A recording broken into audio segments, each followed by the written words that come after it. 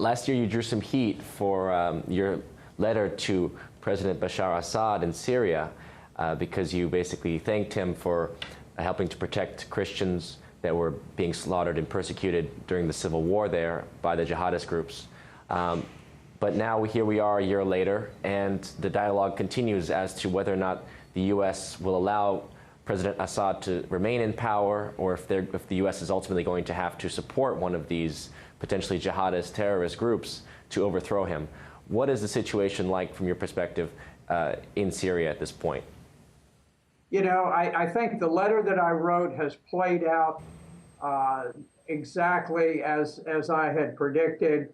What we have now, Saudi Arabia and Turkey have formed something called the Army of Conquest. They did this back in March, and they have coordinated ISIS and al-Qaeda. And when I say al-Qaeda, they call it al-Nusra, but it's al-Qaeda in Syria, so I'll refer to it as al-Qaeda. They've coordinated them, and they've begun a drive against the Syrian government. Syria still holds most of the population centers, which is key. But at the same time, the terrorists were making clear headway. Now we have Russia, which has finally said, look, we've had it. We have watched this game play out long enough, and we're going to put forces in there, and we're going to get this thing moving. We're going to get it resolved. And I'm really, really pleased that the Russians are putting some people in there who are genuinely going to fight, because I'm not entirely certain which side the United States is on. I think sometimes we play one side, sometimes the other. You know, we set up a no-fly zone with Turkey. The Kurds had almost completely sealed off the Turkish border. Now, all of the terrorist supplies and jihadists come out of Turkey, in the north at least, and the Kurds had very nearly sealed it all off. And so we went in, we agreed with the Turks that we would have a no-fly zone, and that no-fly zone actually is designed to keep open the lines of supply from Turkey going into the ISIS capital of Raqqa.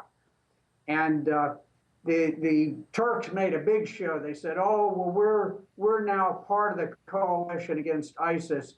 They have launched 300 airstrikes, and only 1% have been against ISIS. All of the others have been launched against our Kurdish allies. And so clearly what Turkey is doing is they're opening a wedge so that the lines of supply will not be cut off to ISIS. And the United States, unfortunately, has been cooperating with them in doing this. Indeed. Would you say that President Obama is essentially in violation of the Constitution, perhaps as he was during the Libyan war, by supporting various factions there against Gaddafi in Syria, by basically putting America into a state of war in Syria without getting congressional approval to do so? Well, I won't speak to Obama in particular. I will tell you, beginning in 2011, Hillary Clinton, as Secretary of State, put into place a series of actions to overthrow the secular governments in the Middle East and to replace them with radical Islamic regimes. Why she was doing this, I know she has great connections, financial and otherwise, with Saudi Arabia, with Qatar, with Kuwait, with some of the tyrants of the Arab world. They tried to overthrow Egypt, and the Egyptian people rose up. 30 million people in the biggest demonstration in all human history took to the streets in Egypt, and they took back their country from the Muslim Brotherhood. The United States did succeed in destroying Libya. Libya no longer has a government. It's simply a land of chaos and disorder. But we attacked Libya with the express purpose of capturing their weapons, sending them into Turkey, and then Turkey, in turn, uses those weapons to arm jihadists to attack into Syria, which was a neutral, non-belligerent country, had never taken offensive action against any other nation. And so, yes, I think clearly the coalition against Syria is in utter dramatic violation of the law of land warfare. So here we are, obviously, in a region with so-called allies like Turkey and Saudi Arabia, whose interests don't seem to be that of the American population. We actually seem to be more, actually, you would think we'd be more allied with the Russian perspective, as the Russians are now involving themselves against ISIS. And yet here we are, we could potentially end up in a confrontation against the Russians in Syria. How could you see that unfolding? You know, the hypocrisy of the positions taken by NATO and to some extent the United States are just stunning, because we claim that ISIS is the greatest threat to mankind and that it's got to be stopped, and yet we attack their biggest enemy, which is Syria, and now the Russians rush to the rescue and provide inspiration to the world. And here we are saying, oh, wait a minute, we're not so sure, because, and the reason I'll tell you is this.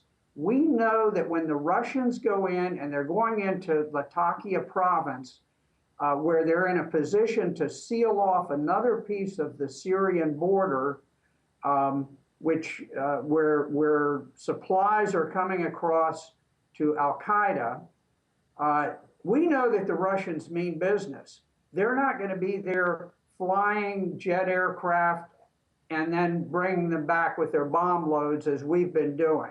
There's a tremendous amount of fakeness to our war against ISIS. We know that when the Russians go out, when their planes go in, they're going to bomb. Now, I'll tell you what, in any war that you fight, you go after the enemy's capital. You think about the Second World War. We went after Tokyo. We went after Berlin. This is typically the way you do it. The United States, for years, has known that the capital of ISIS is in Raqqa, Syria. Raqqa, Syria is totally functional. Every once in a while, there's a little bomb strike here and there, but it's all for show. We have allowed Raqqa to function. I don't believe that the Russians will do that. And I'll tell you what, if I were advising President Putin, I would tell him, you know what, coordinate with the Kurds, coordinate with there are Sunni tribes that are very much against ISIS in that area. Coordinate with them, give people a certain period of time to get out of Raqqa and flatten that city. Turn it into dust, because that is the capital of ISIS, the most evil, the most demonic force on the face of the planet, and we need to take it down. We need to take out their capital.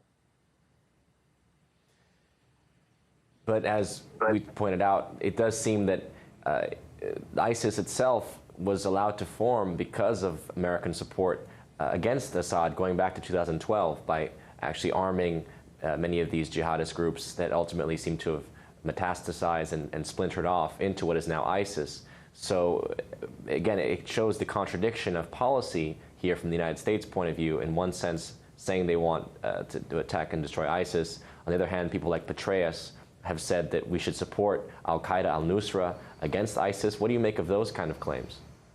I think they're idiotic. I know Petraeus, while he's in disgrace, I know he was supposed to be the big military leader. I have no confidence whatsoever in somebody who says that we ought to be working with the most brutal terrorist in the world to bring down Syria. Now you think of it, before this started in 2011, Syria they had the greatest religious freedom, they had the greatest rights for women of any Arab nation. And here we are saying, we're going to take sides in a religious war between the Shiites and the Sunnis. We're going to side with the Sunnis. I have nothing against Sunnis or anything against Shiites, but the United States has no business interjecting itself on the side of the most radical demonic people on earth. Now, if you look at what happened in Mosul, this is very peculiar. This was very mysterious, where all of a sudden, all of the officers on cue abandoned their troops, and the troops were left there to be slaughtered. There were acres and acres, literally divisions, armored divisions, artillery divisions of American equipment, the most modern equipment, and it was left there. The United States took no action to take it out, and we should have immediately gone after that. Immediately. I mean, this is something that this was a no-brainer. Destroy whatever you can before ISIS can get it out of there. Additionally, one of the peculiar things, and I don't know, I'm not an expert on this, but ISIS captured $500 million of cash in Mosul. I'm not confident that the banks in Mosul typically held on hand $500 million in cash. That's a lot of cash. Banks limit the amount of cash that they hold. I think there was money that was placed there. The arms were placed there. I think there were covert actions taken to cause the Iraqi army to disintegrate. And I think that was a means of supplying ISIS. And immediately they moved those weapons into Syria. And today, every major operation is led by American Humvees, American artillery, American armed vehicles. All of the supplies seem to come from the United States. We channel them sometimes through the Turkish MIT, the intelligence agency. Sometimes it's through the Qataris or the Saudis. But we're funneling weapons. You know, everybody says, well, we've got to stop this war in Syria. If you want to stop it, stop sending jihadists in there. The United States is training jihadist terrorists in Turkey, Jordan, Saudi Arabia, and Qatar, and we're training them to go in. Now, if they go in, we've spent the last 4.5 years trying to overthrow the government of Syria, trying to find a quisling, a puppet, who will do our bidding in Damascus. We haven't come up with a single name. The only recognizable name is al-Baghdadi, the head of ISIS itself. We don't have a single leader among these so-called moderate rebels who have never really existed. They've always been just a propaganda ploy. This has been a war of al-Qaeda, the Muslim Brotherhood, and ISIS against the Syrian people. And you know, a year ago, there was an election held in Syria. It was a fair and open election. And President Assad won the election. And it's amazing, if you look back, we call him a dictator. I don't know what makes a dictator if he's elected by the people, if he's popularly elected. The Christian Science Monitor said that the election signals to Syrian and the world that Assad is not a dictator fighting for his life, but the elected leader of a country battling foreign-backed terrorists. This is the Christian Science Monitor, which is a very balanced publication. The New York Times said that the huge margin of victory by President Assad was entirely believable. The Washington Post said the election sent a powerful signal of Assad's control. How did he get this control? He got it from the people. 60% of the people are Sunni Muslims. The Sunni Muslims voted for him. The Alawites, the Christians. The people of Syria do not want to see a new leader. We know that if Assad leaves, that it'll be a signal that the Syrian government will disintegrate, and immediately then al-Qaeda will take over. The dread black and white flag of al-Qaeda will fly over Damascus. Within months, Lebanon will fall and Jordan will fall. And from that launching pad, ISIS will begin a historic drive against Europe. You can already see it with these refugees. They didn't come out of the blue. Turkey is forcing refugees into Europe as part of a civilization jihad, so that these people will be available to undermine Western civilization and to advance jihad. Remember, the Turkish president Erdogan has this dream of reconstituting the Ottoman Empire. And the Ottoman Empire has slaughtered Christians over and over and over 1,000 years. They intend to do it again. And so I believe it's an essential time. The Russians, I hope that the Russians will double down on what they're doing. I hope they will quickly join the fight and seal the border of Syria. If you seal the border of Syria, you make it seal the border of Turkey. If you seal the Syrian-Turkey border, you make it extremely difficult for ISIS to function and extremely difficult for al-Qaeda to function. So I'm very hopeful that we will see the Russians roll into action very shortly. And I tell you, it is my hope and prayer that the United States will wake up and say, you know what, it's time to end this slaughter. It's time to stop trying to topple regimes, bring order to the Middle East, stop the bloodshed. If we stop training jihadists and arming jihadists, the war will end, because the war has never been a domestic uprising since the very beginning. Yeah.